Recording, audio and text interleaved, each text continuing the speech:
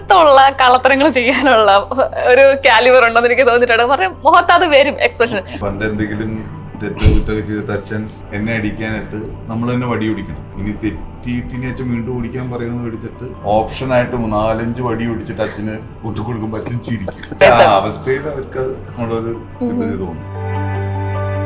ഈ പോലീസ് വേഷങ്ങൾ ഒരു സമയത്ത് മടുത്തിട്ടും ക്ലീഷേ കണ്ടിന്യൂസ്ലി ചെയ്ത് നമുക്ക് തന്നെ ബോറടിച്ചിട്ട് നമ്മള് ക്യാരക്ടർ പോലീസ് തന്നെയാണെങ്കിലും ഭയങ്കര വ്യത്യാസമുള്ള സമയം കുറച്ച് ചെയ്തിട്ടുണ്ട്.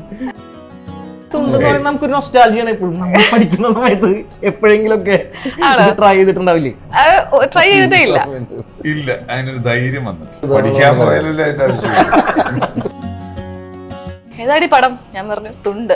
എന്നെ എല്ലാരും ഇങ്ങനെ നോക്കും, നോട്ട് ചെയ്തൊക്കെ പറഞ്ഞിട്ട്. ഏത് തുണ്ടാണെന്നുള്ളത് പടം കാണുമ്പോ ഏത് പല അർത്ഥം ഉണ്ടല്ലോ. പേര് പോലെ ആയിരിക്കില്ല. പേര് പോലെ തന്നെ ആയിരിക്കില്ല. നമുക്ക് ധൈര്യം വരുന്നത് എവിടെയാന്ന് വെച്ച് കഴിഞ്ഞാൽ ഈ സോങ് കേട്ട് കഴിയുമ്പോൾ അപ്പൊ ഉള്ളിൽ ഇൻട്രസ്റ്റ് ആണെന്നും എനിക്കില്ല, ഇവർക്ക് തുടങ്ങും. ഡാൻസ് കളിക്കാവുന്നൊരു മാനസികാവസ്ഥയിലല്ല. പിന്നെ വളരെ നല്ല സോങ് ആണ്. നമ്മൾ ഡാൻസ് ചെയ്തത് മോശമാക്കണ്ടെന്ന് വിചാരിച്ചു. ഈ അഭിനയം അവന് ഈസി ആയതുകൊണ്ടായിരിക്കും ഇത് പോയത്. പോസിറ്റീവ് മൂഡ് ഈ സിനിമയിൽ കാണാൻ പറ്റും. ഞാൻ അടുത്ത കാലത്ത് ചെയ്ത സിനിമകളിൽ ഞാൻ ഏറ്റവും റിലാക്സ്ഡും എൻജോയ് ചെയ്ത് ചെയ്തൊരു സിനിമ.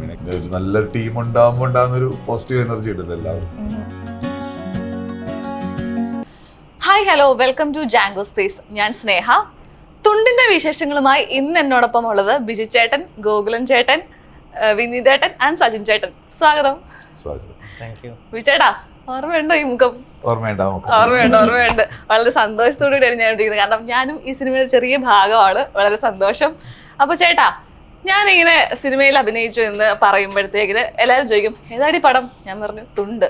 അപ്പൊ എന്നെ എല്ലാരും ഇങ്ങനെ നോക്കും, നോട്ട് ചെയ്തൊക്കെ പറഞ്ഞിട്ട് എന്നൊരു നോട്ടം നോക്കാറുണ്ട്. ശരിക്കും നിങ്ങൾക്ക് അങ്ങനെയൊക്കെ തന്നെയാണ് ഇപ്പൊ കിട്ടാറുള്ളത്? ആ നോട്ടം നോക്കുമ്പോ താൻ എന്ത് മറുപടി പറഞ്ഞു? അത് തുണ്ടല്ലേ ഈ തുണ്ടെന്ന് അങ്ങനെ ഞാൻ പറയാറുണ്ട്.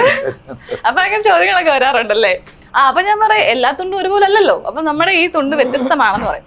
അപ്പം എനിക്കറിയാം ആക്ച്വലി എന്താണെന്നുള്ളത്, പക്ഷെ നമ്മുടെ പ്രേക്ഷകർക്ക് അറിയില്ല.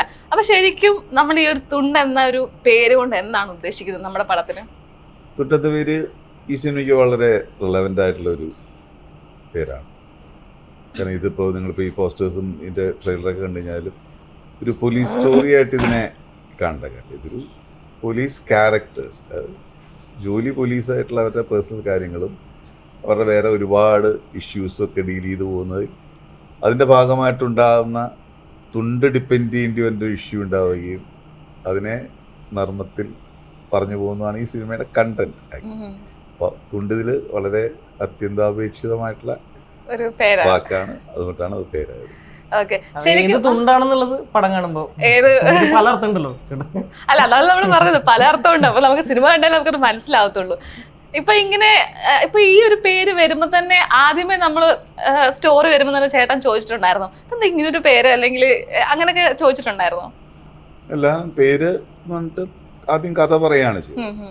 കഥ പറഞ്ഞ് ഞാൻ കുറേ കഥകൾ കേൾക്കുന്നതിൻ്റെ, അപ്പോൾ അത് കൂടുതലും സീരിയസ് ജോണറുള്ള സിനിമകളാണ് കൂടുതൽ എനിക്ക് കഥ വന്നുകൊണ്ടിരിക്കുന്നത്. അപ്പോൾ അത് കേട്ടുകൊണ്ടിരിക്കുന്നതിൻ്റെ ഇടയിൽ ജിംഷി പറഞ്ഞിട്ട് റിയാസ് വന്നിൻ്റെ അടുത്ത് ഈ കഥ പറയുമ്പോൾ പെട്ടെന്ന് എനിക്ക് വളരെ കുറേ എണ്ണത്തിൽ നമ്മൾ പാടുപെട്ടാണ് ജനങ്ങൾക്ക് ഇഷ്ടപ്പെട്ട സിനിമ നമ്മൾ ഇപ്പോൾ ചെയ്യാൻ തീരുമാനിക്കുന്നതും സെലക്ട് ചെയ്യുന്നു. എനിക്ക് ഇമ്മീഡിയറ്റ് ഇത് ചെയ്യണമെന്ന് തോന്നിയെന്ന് പറഞ്ഞാൽ കുറേ കാലമായി ഞാൻ കുറച്ചൊരു ഹ്യൂമർ ടച്ചുള്ള, ഹ്യൂമറിൽ പറഞ്ഞു പോകുന്ന കഥയുള്ള അങ്ങനത്തെ ഒരു സാധനം ചെയ്തിട്ടൊരു ലൈറ്റ് സിനിമ ചെയ്യണമെന്ന് എനിക്ക് മനസ്സിലായിരുന്നു. നമ്മുടെ ഫ്രണ്ട്സും അവരൊക്കെ പറയുമായിരുന്നു ഞാനിതൊരു ആപ്റ്റ് സിനിമയായിരിക്കും. കഥ മുഴുവൻ വായിച്ചെല്ലാം കഴിഞ്ഞപ്പോൾ നല്ല രസകരമായിട്ട് പറഞ്ഞുകൊണ്ട് നല്ല രസമുള്ള ഒരു സിനിമയാണ്. അത് കഴിഞ്ഞിട്ട് ചേട്ടങ്ങൾ ടൈറ്റിൽ ഫിക്സ് ചെയ്തു. എന്നിട്ട് ഈ തുണ്ട് എന്ന് പറഞ്ഞപ്പോൾ എനിക്കതിലൊന്നും ഫീൽ ചെയ്യില്ല, കാരണം എനിക്കറിയില്ലേ കണ്ടന്റ് എന്താണെന്നുള്ളറിയാം. അപ്പം അതിന് ആപ്റ്റ് പേരായിട്ട് എനിക്ക് ഫീൽ ചെയ്തു. എന്റെ ആദ്യത്തെ ഒരു കോമ്പിനേഷൻ സീൻ സജിൻ ചേട്ടന്റെ കൂടെ ആയിരുന്നു. അപ്പം സജിൻ ചേട്ടാ ഇപ്പം കോമഡി ജേണറിലുള്ള ഒരു പടമാണെന്ന് പറഞ്ഞു. ശരിക്കും ഭയങ്കര ഹ്യൂമർ ആയിട്ടുള്ള ഒരു ഫുൾ ഓൺ പടമാണോ? അതെ, സിറ്റുവേഷണൽ ഹ്യൂമർ കാണാം. ഒരുപാട് രസകരമായിട്ടുള്ള രംഗങ്ങളുള്ള സിനിമയാണ്. ഭയങ്കര ലൈറ്റ് ആയിട്ട് എല്ലാവർക്കും കണ്ട് ആസ്വദിക്കാവുന്ന ഒരു സിനിമയായിരിക്കും. പേര് പോലെ ആയിരിക്കില്ല. പേര് പോലെ തന്നെ ആയിരിക്കില്ല. ഓക്കെ, വിനീതേട്ടന്റെ ക്യാരക്ടർ എന്താണ് ഇതില്? ഞാനിതില് പോലീസായിട്ടാണ്. ബിജുണ്ണായിട്ട് കുറച്ച് ഭാഗത്ത് മാത്രമല്ല, മുഴുനീള ഒരു കഥാപാത്രമല്ല. അപ്പോൾ ബിജുവേട്ടൻ വരുന്നു, നമ്മൾ ഒരുമിച്ച് അഭിനയിക്കുന്നു പറഞ്ഞാൽ അതിൽ പരം സന്തോഷം നമുക്ക് വേറെ ഇല്ല. അപ്പോൾ ഫുള്ള് കഥ കാര്യങ്ങൾ ഒന്നും നമുക്ക് വിട്ടു പറയാൻ പറ്റില്ല. ഞാൻ ചെയ്യുന്ന ഭാഗം എന്ന് പറഞ്ഞാൽ ഒരു ഹ്യൂമർ, ഒരു പോലീസുകാരനാണ്, നമ്മുടെ സീനിയർ പോലീസാണ് ബിജുവേട്ടൻ. ഞാൻ സാറിന് ബഹുമാനിക്കുന്ന ഒരു ഒരു പാവപ്പെട്ട ഒരാള് നമ്മുടെ സൈഡിൽ ഇരിപ്പുണ്ട്. ഗോകുലൻ ചേട്ടാ, എന്താണ് നമ്മുടെ ആ സോങ് വന്നപ്പോഴത്തേക്കിന്, വാനിൽ നിന്നുള്ള സോങ് വന്നപ്പോഴത്തേന് എന്ത് ഡാൻസ് ആണ് ഇതൊക്കെ! എങ്ങനെ ഇത് എത്ര നാളത്തെ എങ്ങനെ പഠിച്ചെടുത്ത് ഡാൻസ് ഒക്കെ? റിഹേഴ്സൽ ഉണ്ടായിരുന്നു ഒരു 2 മണിക്കൂർ അല്ലേ, 2 മണിക്കൂർ റിഹേഴ്സൽ ചെയ്ത് പിന്നെ ഒരു 2 ദിവസം കഴിഞ്ഞിട്ടാണ് ഷൂട്ട്. ഏറ്റവും കൂടുതൽ ഞാൻ ബുദ്ധിമുട്ടിയതും ഭയങ്കരമായിട്ട് ടെൻഷൻ അടിച്ച് അഭിനയിച്ചൊരു പരിപാടിയായിരുന്നു ഡാൻസ്. അതെന്താ? കാരണം ഞാൻ ബേസിക്കലി ഒരു ഡാൻസർ അല്ല, നമ്മളങ്ങനെ എങ്ങും കളിക്കേണ്ടി വന്നിട്ടില്ല. പഠിക്കുന്ന കാലത്താണെങ്കിലും അങ്ങനെ ഒരു ഡാൻസ് ഒന്നും കളിക്കുന്ന ഒരാളല്ല. അപ്പൊ പിന്നെ ഇത്രയും സ്പീഡായിട്ടുള്ള ഹൃദയത്തിലൊരു ഡാൻസ്, പിന്നെ 50 പ്രൊഫഷണൽ ഡാൻസേഴ്സ് എൻ്റെ കൂടെ കളിക്കുന്നുണ്ട്, വേറെ 100 ജൂനിയർ ആർട്ടിസ്റ്റുകളുണ്ട്. അപ്പോൾ ഇവരെല്ലാവരും കൂടി നിന്നിട്ട് ലീഡ് ചെയ്യുന്നൊരു പരിപാടി എന്ന് പറയുമ്പോൾ എനിക്ക് ടെൻഷനായി. പക്ഷെ എല്ലാവരും സപ്പോർട്ട് ചെയ്യട്ടെ. നല്ല സ്വന്തം റിഹേഴ്സൽസ് ഉണ്ടായി. 2 മണിക്കൂർ അവർ ചെയ്തിട്ടുണ്ടെങ്കിലും മാറി മാറി കിട്ടുന്ന ഗ്യാപ്പിലൊക്കെ ഇവനും നൗഷാദും കൂടിയൊക്കെ മാറി മാറി റിഹേഴ്സൽസ് ഉണ്ടായിരുന്നു. നല്ലതായിട്ട് സപ്പോർട്ട് ചെയ്ത് എല്ലാവരും. പക്ഷെ എന്തൊരു എനർജി ആയിരുന്നു അതിൽ! ആ ഭയങ്കര എനർജി ആയിട്ട് എനിക്ക് ഫീൽ ചെയ്തു. ഒരു സ്റ്റെപ്പ് പോലും അങ്ങോട്ടോ ഇങ്ങോട്ടോ മാറാതെ ഭയങ്കര അടിപൊളിയായിട്ടാണ് ചെയ്തത്. ശരിക്കും അങ്ങനെ ഒരു ഡാൻസ് ഒക്കെ വേണമെന്ന് പറഞ്ഞപ്പോ എന്താണ് ആദ്യം പറഞ്ഞത്? എനിക്ക് പറ്റില്ല, അത് ഈ നമുക്ക് ധൈര്യം വരുന്നത് എവിടെയാന്ന് വെച്ച് കഴിഞ്ഞാൽ ഈ സോങ് കേട്ട് കഴിയുമ്പോഴാണ്. അതിനുമ്പ് ഒരു പോർഷൻ, നിങ്ങളുടെ ഡാൻസ് പോർഷൻ വരുന്നത് മാത്രമല്ല ഡയറക്ടർ പറയൂ. പറഞ്ഞു കേട്ട് ഈ സോങ് നമ്മളെ കേൾപ്പിച്ച് നല്ല സ്പീക്കറിൽ ഇട്ട് കേൾപ്പിച്ച് നമുക്ക് ഒരു പൊളി സോങ് ആയിട്ട്, പഞ്ചുള്ള സോങ് ആയിട്ട് ഫീൽ ചെയ്യും. അപ്പൊ ഉള്ളിൽ ഇൻട്രസ്റ്റ് തുടങ്ങും. എനിക്കില്ല, ഇവർക്ക് തുടങ്ങും. എനിക്ക് ആദ്യം ഞാൻ മാറിയത് ചെയ്തു കഥാപാത്രം ചെയ്യില്ല. പക്ഷെ ഇവർക്ക് നന്നായി ഡാൻസ് ചെയ്യുന്ന പോർഷനാണ്. അങ്ങനെ രസകരമായിട്ടുള്ളൊരു സോങ്. ശരിക്കും ബിജുചേട്ടൻ എന്താ ഡാൻസ് കളിക്കാൻ? ഞാൻ നോക്കുമ്പോഴത്തേനും വന്നൊന്ന് ഒരു വിസിലടിച്ചിട്ട് പോകുന്ന പോർഷൻ കഴിഞ്ഞ് പിന്നെ കാണാനില്ല. എന്താ ഡാൻസ് കളിക്കാൻ? ശരിക്കും ഡാൻസ് കളിക്കുക എന്ന് പറഞ്ഞാൽ നമ്മൾ വരുന്ന ആ ക്യാമ്പിൽ വരുന്ന സിറ്റുവേഷൻ ഒക്കെ വേറെയാണ്. അപ്പൊ ആ സമയത്ത് ഒരു ഡാൻസ് കളിക്കാവുന്ന ഒരു മാനസികാവസ്ഥയിലല്ല ഈ ക്യാരക്ടർ നമ്മളെ ചീറപ്പ് ചെയ്യാനായിട്ടൊക്കെ ഉണ്ടാകുന്ന ഒരു സിറ്റുവേഷൻസ്. അപ്പൊ അത് ഭാഗമല്ല. പിന്നെ വളരെ നല്ല സോങ് ആണ്. നമ്മൾ ഡാൻസ് ചെയ്തത് മോശമാക്കണ്ടെന്ന് വിചാരിച്ചു. ശരിക്കും കാരണം ഞാൻ ഈ പടം വന്നു കഴിഞ്ഞിട്ട് നമ്മൾ ട്രെയിലർ കണ്ടു കഴിയുമ്പോഴത്തേന് നമ്മൾ ഈ ഒരു വൈബ് അല്ല പ്രതീക്ഷിക്കുന്നത്. പക്ഷെ പാട്ട് വരുമ്പോഴത്തേന് ഞാൻ ആലോചിച്ചു, ഇത് എവിടെയായിരിക്കും പാട്ട് വരുന്നത്? അല്ലെങ്കിൽ എനിക്ക് തോന്നുന്നു ഇതിലും എനിക്ക് 1-2 പാട്ടുകളൂടി നമുക്ക് നമ്മുടെ പടത്തിലുണ്ടല്ലേ? ഇതുപോലെ തന്നെ അടിപൊളി പാട്ടുകൾ തന്നെയാണ്. അല്ലാതെ ഞാൻ ഇത് റിയാസിന്റെ ഒരു ബ്രില്യൻസ് ആയിട്ടാണ് ഞാൻ കാണുന്നത്. കാരണം ഈ സോങ് ഇപ്പൊ ലാസ്റ്റ് സോങ് ഒക്കെ ഞങ്ങൾ വളരെ റീസെന്റ് ആയിട്ടേ കേട്ടിട്ടുള്ളൂ. പക്ഷെ ഇവർക്ക് ഇത് എന്താണ് വരാൻ പോകുന്നത് വളരെ മുൻകൂട്ടി ധാരണയാണ്. അപ്പൊ നമുക്ക് എഡിറ്റിലാണെങ്കിലും ഷൂട്ട് ചെയ്യുമ്പോൾ അവർ അബ്രപ്റ്റ് ആയിട്ട് ചിലപ്പോൾ ഇവിടെ എത്ര മതി എന്ന് പറഞ്ഞാൽ അടുത്ത ഇതിന്റെ കട്ട് എന്തോ മറ്റേ പോർഷനിൽ റിവീൽ ചെയ്യേണ്ട വേറെ സെക്കൻഡ് ഹാഫ് പോർഷനിൽ വരാനുണ്ട്.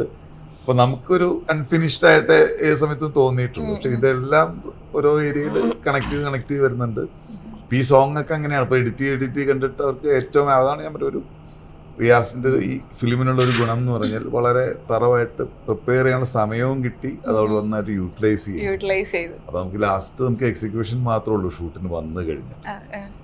ഈ സിനിമയിലെ മെയിൻ സംഭവം നമുക്ക് ഓരോ സോങ്സും ഓരോ സ്റ്റേജിലാണ് നമ്മൾ കേട്ടത്. ചിലപ്പോൾ ചിലത് ഷൂട്ട് ചെയ്ത് കഴിഞ്ഞിട്ട് ഉള്ള പോർഷൻസ് നമ്മൾ യൂസ് ചെയ്തിട്ടുണ്ട്. ഇപ്പം ഈ ലാസ്റ്റ് നമ്മളുടെ കുറേ ഏരിയകളുണ്ട്. ആ ഏരിയക്കൊക്കെ ഒരു ആപ്റ്റായിട്ടുള്ള മ്യൂസിക് മനസ്സിൽ ധരിച്ചിട്ടാണ് ഒരു എഡിറ്റ് ചെയ്തിട്ടുള്ളത്. പക്ഷെ ഫൈനലി ആ സോങ് വന്നു കഴിഞ്ഞപ്പോൾ അത് ഭയങ്കരമായിട്ട് എൻഹാൻസ് ചെയ്യുന്ന രീതിയിലാണ്. അപ്പോൾ അത് ഫുള്ളി ഇന്നാണെന്ന് പറയും, ഫുള്ളി ഇൻ ആൻഡ് ഓൺ ഈ സിനിമയാണ്. ഇപ്പം ഒരുപാട് കഥകൾ കേൾക്കുന്ന ഒരാളാണ് ബിജുചേട്ടൻ. അപ്പം ഇതുപോലെ ഒരു പുതുമുഖ സംവിധായകനാണ്, അയാളുടെ തന്നെ സ്റ്റോറിയാണ്. അപ്പം ചേട്ടനിലേക്ക് എത്തുമ്പോഴത്തേന് അത് വർക്കൗട്ട് ആവാൻ എന്തെങ്കിലും ഒരു ഫാക്ടർ കാണും, അല്ലെങ്കിൽ ഇത് ചെയ്യാം, ഇത് കമ്മിറ്റ് ചെയ്യാന്നുള്ളത്. അപ്പൊ അതെന്താണ് ചേട്ടന് വർക്കൗട്ട് ആയത് ഈ സിനിമ ചെയ്യാം എന്നുള്ളതിൽ? തീർച്ചയായിട്ടും സിനിമ ഞാൻ പറ്റില്ല, എൻ്റെ കഥയും എൻ്റെ സ്ക്രീൻ പ്ലേയുമാണ് നമ്മളെ അതിലേക്ക് ഹുക്ക് ചെയ്യുന്നത്. അത് ഏത് സിനിമയ്ക്കാണെങ്കിൽ ആദ്യം നമുക്കുണ്ടാവുന്ന താല്പര്യം അതാണ്. അപ്പോൾ ഈ സിനിമയുടെ കഥ പറയുകയും ഇതും പറയുന്നപ്പോൾ വളരെ രസകരമായിട്ട് എനിക്ക് തോന്നി. ആ കൊള്ളാൻ കൊള്ളാലോ വർക്ക് ചെയ്യണം. പിന്നെ ഏരിയ എങ്ങനെയാണ്, കുറച്ചും കൂടെ ഏരിയ റീവർക്ക് ചെയ്യാനുണ്ട്. അത് രസമുള്ളൊരു ഏരിയയാണ്, അത് റീവർക്ക് ചെയ്ത് പറയാം. പക്ഷെ ഈ പറഞ്ഞു കഴിയുമ്പോൾ തന്നെ നമുക്ക് മനസ്സിലാവില്ല ഇത് അതിൻ്റെ പുറകിൽ വർക്ക് ചെയ്തിട്ടുണ്ടെന്ന് മനസ്സിലാവും. ഒരു കഥ പറയുമ്പോൾ അതിൻ്റെ പുറകിൽ നല്ല വർക്കുണ്ടെങ്കിൽ നമുക്കത് കേൾക്കുമ്പോൾ തന്നെ മനസ്സിലാവും.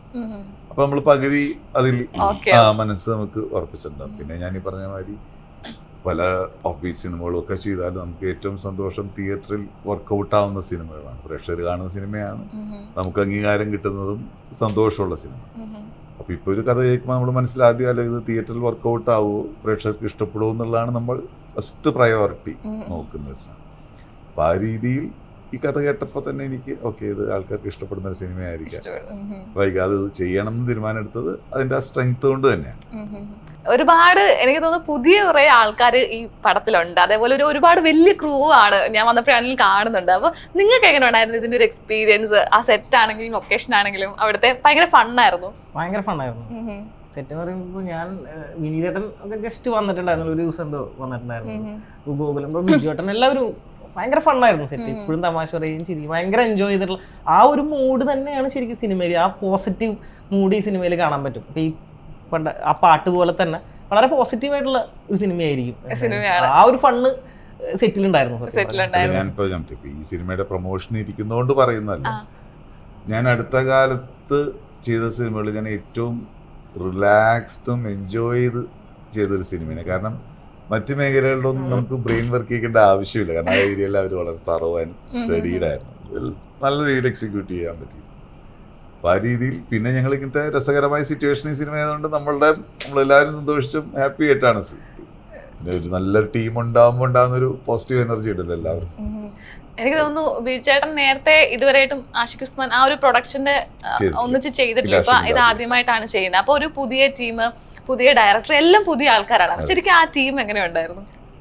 എനിക്ക് ഞാൻ പറഞ്ഞില്ല, ഞാൻ എല്ലാം കൊണ്ടും ഏറ്റവും കംഫർട്ടബിൾ ആയിരുന്നു ഈ സെറ്റിൽ എന്ന് പറയുന്നത്. അപ്പം അതിൻ്റെ ഫസ്റ്റ് ഘടകം തന്നെ നമ്മൾ അതിൻ്റെ പ്രൊഡ്യൂസറെ പറയാം. പക്ഷേ ഒരുപാട് സിനിമകൾ ചെയ്തിട്ടുള്ളതാണ്. ഞങ്ങൾ ആദ്യമായിട്ട് അസോസിയേറ്റ് ചെയ്യാനായിട്ട് ഒരു ഷൂട്ട് തുടങ്ങുന്ന അല്ലെങ്കിൽ നമ്മുടെ പ്രൊജക്റ്റ് കമ്മിറ്റ് ചെയ്യുന്ന അന്ന് തൊട്ട് ടിൽ ദിസ് ഡേറ്റ് ഒരു പ്രോബ്ലവും ഇല്ലാതെ വളരെ ഫ്രണ്ട്ലി ഒരു പ്രൊഡ്യൂസർ വരുന്നുള്ളൊരു ഗ്യാപ്പ് മീൻസ് ആ രീതിയിലുള്ള ചിന്തിക്കാതെ നമ്മുടെ ഒപ്പം ഇത് വൃത്തിയായി നടക്കാനും നമ്മളെല്ലാം കംഫർട്ടബിൾ ആക്കാനും ഒക്കെ വളരെ ഫ്രണ്ട്ലി ആയിട്ട് നല്ല രീതിയിൽ കൂടെ വന്നിട്ടൊരു ആഷിഖാണ്. അപ്പോൾ ആഷിഖിൻ്റെ ഒരു സിനിമ ചെയ്യാൻ പറ്റിയെന്ന് പറഞ്ഞാൽ ഒരു ആഷിഖിന് ഇനി ഒരുപാട് സിനിമ ചെയ്യാൻ പറ്റട്ടെ. കാരണം എനിക്കത് സന്തോഷമാണ്. കാരണം നമുക്ക് അങ്ങനത്തെ ഒരു ടീമിൻ്റെ കൂടെ വർക്ക് ചെയ്യാം. കാരണം ഫസ്റ്റ് പ്രയോറിറ്റി സിനിമ തന്നെയാണ്. അപ്പോൾ ആ രീതിയിൽ വർക്ക് ചെയ്യാൻ വളരെ കംഫർട്ടബിൾ ആയിരുന്നു. പിന്നെ എല്ലാം അങ്ങനത്തെ ടീമായിരുന്നോണ്ട് ഭയങ്കരമായിട്ട് എൻജോയ് ചെയ്തു. ഗോകുലൻ ചേട്ടൻ ആക്ച്വലി ഒരു ഫുൾ ഓൺ ക്യാരക്ടർ ആണോ ഈ മൂവിയില്? ത്രൂ ഔട്ടില്ല, പക്ഷെ ഒരു എപ്പിസോഡിൽ അത്യാവശ്യമുണ്ട്. എപ്പിസോഡിൽ വരുമ്പോൾ അത്യാവശ്യം ഞാൻ ഏരിയയിൽ ഞാനും ബിജുചേട്ടനും എല്ലാവരും ഓരോരോ മേഖലയിൽ അവരവരുടെ പോർഷൻസ് ഉണ്ട്. ഇതിൽ മെയിൻ ആയിട്ട് ഇപ്പൊ ഒരു എടുത്തു പറയേണ്ട ഷൈൻ ചേട്ടന്റെ അന്ന് എനിക്ക് തോന്നുന്നു ട്രെയിലർ കാണുമ്പോൾ തന്നെ ഇവർ രണ്ടുപേരും ആണെന്ന് തോന്നുന്നു ചകട ചകട എന്ന് പറയുന്ന പോലെ ആണോ?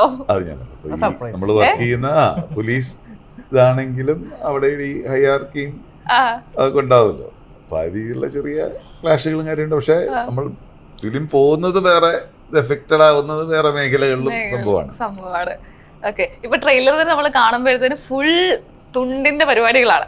അപ്പം അതിനകത്ത് എനിക്ക് തോന്നുന്നു ഇതൊക്കെ ഞാൻ ആലോചിച്ചു ഇത്രയൊക്കെ പോസിബിൾ ആയിട്ടുള്ള വഴികളുണ്ടായിരുന്നു. തുണ്ട് വെക്കാൻ പഠിച്ചിരുന്ന സമയത്ത് ഒന്നും അറിയില്ലായിരുന്നല്ലോ. കാരണം നമുക്ക് അറിയാം കുറച്ചൊക്കെ, പക്ഷെ ഇത്രത്തോളം വഴികളുണ്ടെന്ന് നമ്മൾ ആ സിനിമ കാണുമ്പോഴാണ് ഇതൊക്കെ ഞാൻ എന്തോ ഒരു റിസർച്ച് ചെയ്തിട്ടുണ്ട്. അപ്പോ അങ്ങനെയൊക്കെ ഞാൻ വിചാരിച്ചു. ഞാൻ കഥ കേട്ട സമയത്ത് ഞാൻ വെച്ചാൽ കുറച്ച് ഡിഫറെന്റ് ആയിരിക്കുമല്ലേ നമ്മൾ തുണ്ടിന്റെ സാധനം. ചേട്ടൻ കണ്ടോ ഞങ്ങൾ റിസർച്ച് ചെയ്യുന്നു. ഈ സമയത്ത് വന്നപ്പോഴാണ് ഞാൻ ഈ പറഞ്ഞ മാതിരി ഇത്രയും പോസിബിലിറ്റി ഒക്കെ ഉണ്ടായിരുന്നു എന്നുള്ള നമ്മളൊരിക്കലും പ്രൊമോട്ട് ചെയ്യാനല്ല പറഞ്ഞു. ഫിലിമിന്റെ ഒരു ഫൺ ഏരിയ ആയിട്ട് പോകുന്ന ഒരു ഏരിയ ആയതുകൊണ്ട് അല്ല, ഞാൻ സീരിയസ്ലി വിചാരിച്ചത് ഇതങ്ങോട്ട് ഇറങ്ങി കഴിയുമ്പോഴത്തേനെ പിള്ളേർക്ക് അറിയാത്ത സാധനങ്ങളും കൂടെ നമ്മൾ അവരെ കാണിച്ചു കൊടുക്കുന്ന പോലെയൊക്കെ. പക്ഷെ അത് ഒരിക്കലും സിനിമ ഇൻഫ്ലുവൻസ് ചെയ്യില്ല. നമുക്കൊരു നൊസ്റ്റാൾജിയാണ് എപ്പോഴും. നമ്മൾ പഠിക്കുന്ന സമയത്ത് എപ്പോഴെങ്കിലും ഒക്കെ ട്രൈ ചെയ്തിട്ടുണ്ടാവില്ലേ? ചെയ്തിട്ടില്ലേ? അല്ല, ഞാൻ ശരിക്കും ഒരു കൗതുകത്തിന് പറഞ്ഞു. നിങ്ങളൊക്കെ ഇങ്ങനെ പഠിക്കുന്ന സമയത്തൊക്കെ ബിജുചേട്ടനൊക്കെ ഇങ്ങനെ തുണ്ടൊക്കെ യൂസ് ചെയ്തിട്ടുണ്ടോ? എനിക്ക് ധൈര്യം ഉണ്ടായിരുന്നില്ല. പടത്തിൽ പറഞ്ഞ പോലെ എനിക്ക് എല്ലാ ധൈര്യം ഉണ്ടായിട്ടില്ല. സമയം പഠിച്ച പോലെ. അതെ, ട്രൈ ചെയ്തിട്ടേ ഇല്ല, അതിനൊരു ധൈര്യം വന്നിട്ടില്ല. സജിൻ ചേട്ടൻ ഈ പറഞ്ഞ പോലെ ഞാൻ കൊണ്ടുപോയിട്ടൊക്കെ ഉണ്ട്, പക്ഷെ എടുക്കാൻ പല സമയത്തും നമുക്ക് ഇമ്പോർട്ടന്റ് ആണല്ലോ. വിനീതേട്ടനോ? ഇല്ല, ഞാൻ ഭയങ്കര എക്സ്ട്രാ ഡീസന്റ് ആണെന്നല്ലോ. പഠിക്കാൻ പോയാലല്ലേ അതിന്റെ ആവശ്യം. പഠിക്കാനായിട്ട് മാത്രം പഠിക്കാന്നുള്ളൊരു ലൈനായിരുന്നു. അത് കടന്നു പോയിട്ടുണ്ട്. ഗോകുലൻ ചേട്ടൻ ഞാൻ കോപ്പി അടിച്ചിട്ടുണ്ട്. ഞാൻ കോപ്പി അടിച്ചിട്ടുണ്ട്. ഉണ്ട്. ഇതുപോലെയൊക്കെ തന്നെ ഉം. ചെറുതാക്കി ഫോട്ടോസ്റ്റാറ്റ് എടുക്കാൻ പറ്റും. ഫോട്ടോസ്റ്റാറ്റ് മെഷീനിൽ Microcopy. മൈക്രോകോപ്പി ആ, ഞാൻ പഠിച്ചിട്ടുണ്ടല്ലോ കോളേജിൽ പോയിട്ടുണ്ട്. അതൊരു സംഭവത്തിനല്ലേ. നമ്മളെ എഴുതുന്ന സമയത്ത് മൈക്രോകോപ്പി ഇല്ല, അറിയില്ല എനിക്ക്. എന്ത് നമ്മളൊക്കെ എഴുതുന്ന സമയത്ത് മൈക്രോകോപ്പി എനിക്ക് അറിയില്ല. അതിന് മുന്നേ കടന്നു പോകുന്നു. അത് മാച്ച് കളഞ്ഞു. നമ്മുടെ വിഷയമേ അല്ല. അതിന്റെ വിഷയമല്ല. ഇപ്പൊ ബിജുചേട്ടന്റെ ഒരു ക്യാരക്ടേഴ്സിനെ പറ്റി പറയുകയാണെങ്കിൽ ഒരുപാട് പോലീസ് വേഷങ്ങൾ, നല്ല പോലീസ് വേഷങ്ങൾ ചെയ്തിട്ടുണ്ട്. ഇപ്പോ ഞാൻ ചേട്ടന്റെ പ്രൊഫൈൽ ഇപ്പൊ എടുത്ത് നോക്കിയപ്പോൾ ഇപ്പൊ 2 പടങ്ങളാണ് വരാൻ പോകുന്നത്. ഒരു പടം കൂടെ ആസിഫിക്കേന്റെ ഒരു പടം കൂടെ വരുന്നുണ്ട്. അപ്പൊ ഈ പോലീസ് വേഷങ്ങൾ അത്രത്തോളം ഇഷ്ടമാണോ ഇതിങ്ങനെ കണ്ടിന്യൂസ്ലി തിരഞ്ഞെടുക്കാൻ? ആക്ച്വലി പോലീസ് വേഷങ്ങൾ ഒരു സമയത്ത് മടുത്തിട്ടും ക്ലീശയും കണ്ടിന്യൂസ്ലി ചെയ്ത് നമുക്ക് തന്നെ ബോറടിച്ചിട്ട് നമ്മൾ നിർത്തിയതായിരുന്നു. പിന്നെ അത് സ്റ്റാർട്ട് ചെയ്യാൻ തുടങ്ങി ഞാൻ കരിക്കും വെള്ളം എന്ന് പറയുന്ന ഒരു പോലീസ് സ്റ്റോറി അല്ലാതെ പോലീസ് കഥാപാത്രമായിട്ട് വന്നു പോകുന്ന ഇതുള്ളു. അപ്പം അത് ചെയ്യുമ്പോൾ എനിക്ക് മറ്റേതിൻ്റെ ഒരു റെസ്ട്രിക്ഷൻസോ ഒരു സ്റ്റിഫ്നെസ്സോ എനിക്ക് ഫീൽ ചെയ്യാതെ ചെയ്യാൻ പറ്റും. മറ്റേതിനൊരു ചട്ടക്കൂടുണ്ട്. കാരണം നമ്മൾ ഈ സെക്ഷനും അതും ഇതും ഇൻവെസ്റ്റിഗേഷനൊക്കെ ആകുമ്പോൾ ഈ പറയാറില്ല എപ്പോഴും വിത്തിൻ 24 hours ഞാൻ കണ്ടുപിടിച്ചിരിക്കും എന്നൊക്കെ പറഞ്ഞിട്ടുള്ള ഒരു സാധനത്തിൽ നമുക്ക് ആ ഒരു ബലത്തെ ഒഫീഷ്യലി പറയുമ്പോൾ ഒരു ബലത്തിലേ പറയാം. അത് മാറി നമ്മുടെ പേഴ്സണൽ ലൈഫിലേക്ക് വരുമ്പോഴുള്ള ചെയ്യുന്ന പോലീസിന് എനിക്ക് വലിയ ഇത് തോന്നിയിട്ടില്ല. പിന്നെ ഇപ്പോൾ ഈ തലവൻ എന്ന് പറയുന്ന ഈ സിനിമയും കഥാപരമായി ഭയങ്കര വ്യത്യാസം. 2 ജോണറിലുള്ള സിനിമ തന്നെയാണ്. തലവൻ വളരെ വ്യത്യാസപ്പെട്ട സിനിമയാണ്, ഇത് വളരെ വ്യത്യാസപ്പെട്ട സിനിമയാണ്. അപ്പം ക്യാരക്ടർ പോലീസ് തന്നെയാണെങ്കിലും ഭയങ്കര വ്യത്യാസമുള്ള സിനിമയാണ്. പിന്നെ അടുപ്പിച്ച് റിലീസ് വരുന്നത് നമ്മുടെ കയ്യിലല്ല. കാരണം പല സമയത്തും നമ്മൾ ഷൂട്ട് ചെയ്തിട്ടുള്ള ഗ്യാപ്പുകളുണ്ടായിരുന്നു. പക്ഷെ അവരുടെ മേഖലയാണ് അത്. ഇപ്പം ഗോകുൽ ചേട്ടന്റെ ക്യാരക്ടേഴ്സ് നോക്കുമ്പോൾ എനിക്ക് ഏറ്റവും ഇഷ്ടപ്പെട്ട മറ്റേ ലവ് എന്ന സിനിമയ്ക്കകത്തെ അതിലെ ക്യാരക്ടർ ഭയങ്കര രസമായിട്ടുണ്ടായിരുന്നു. ഡിഫറെന്റ് ഒരു ഷെയ്ഡ് അല്ലേ നമ്മളാ. അപ്പം അങ്ങനത്തെയൊക്കെ എങ്ങനത്തെ എത്തരത്തിലുള്ള ഒരു ക്യാരക്ടർ ചെയ്യാനാണ് ഇഷ്ടം ഇനി മുമ്പോട്ടാണെങ്കിലും? ഇല്ല, അങ്ങനെ ഒരു ഇഷ്ടമില്ല. നമ്മളോടൊരു പരിപാടി പറയുമ്പോൾ നമുക്ക് ഇഷ്ടപ്പെടുകയാണെങ്കിൽ അത് ചെയ്യും.